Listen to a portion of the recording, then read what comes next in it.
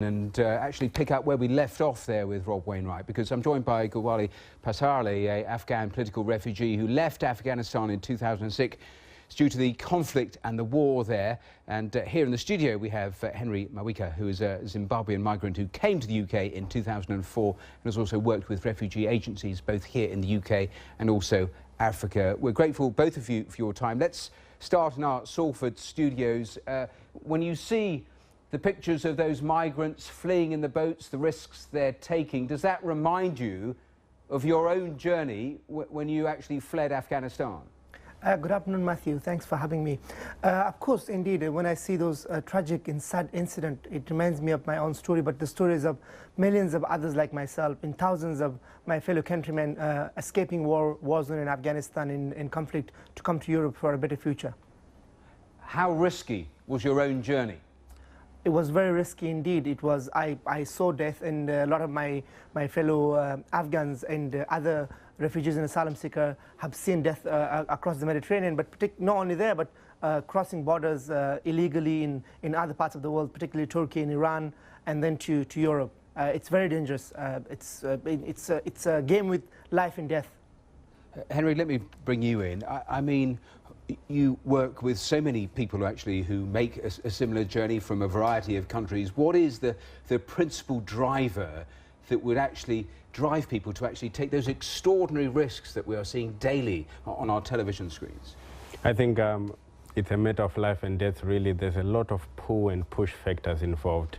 And what we're seeing is, over the past 10 years, a lot of conflict in places like Syria, Gaza, Iraq, South Sudan, Central African Republic.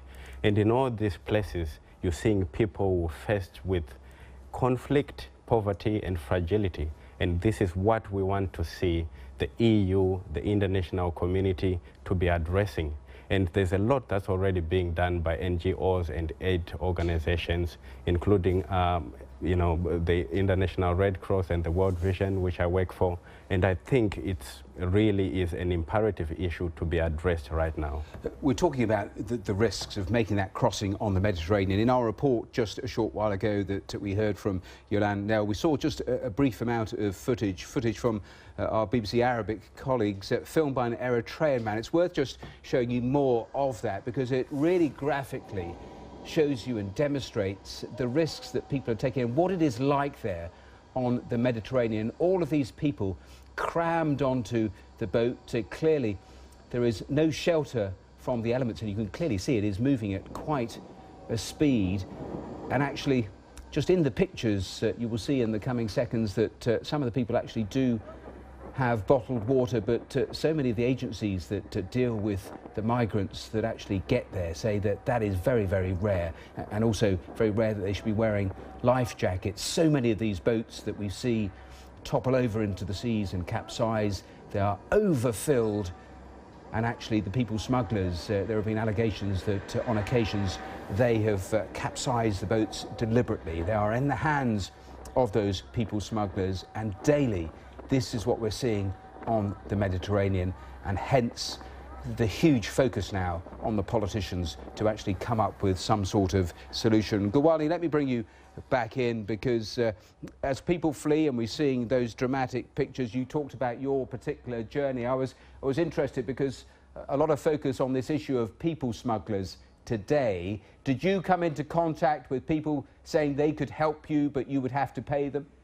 Yes, I have. I think they're not necessarily, human smugglers, human traffickers. I had them all the way to Greece, from Afghanistan to Greece, and my family did pay the money, and as well as a lot of other Afghans in the same situation.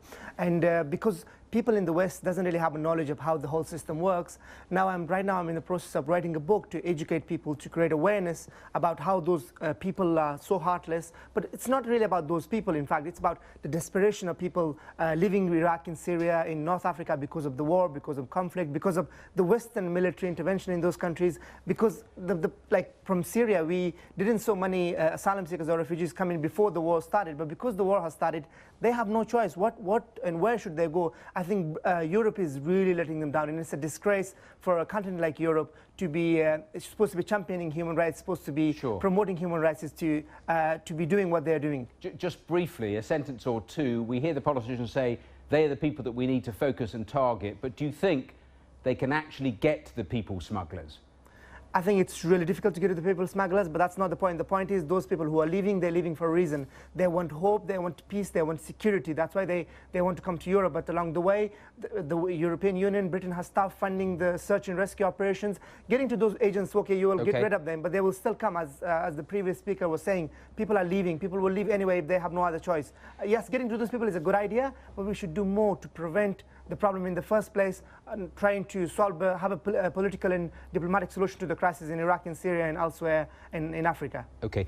Henry, for the people that do succeed in making the journey, how much of a shock is it eventually when they end up in the host country? Just the basic living conditions, what they are able to do in terms of work, all of the knock-on effects of for those people that actually do manage to actually safely get to the country. I think there's bound to be culture shocks.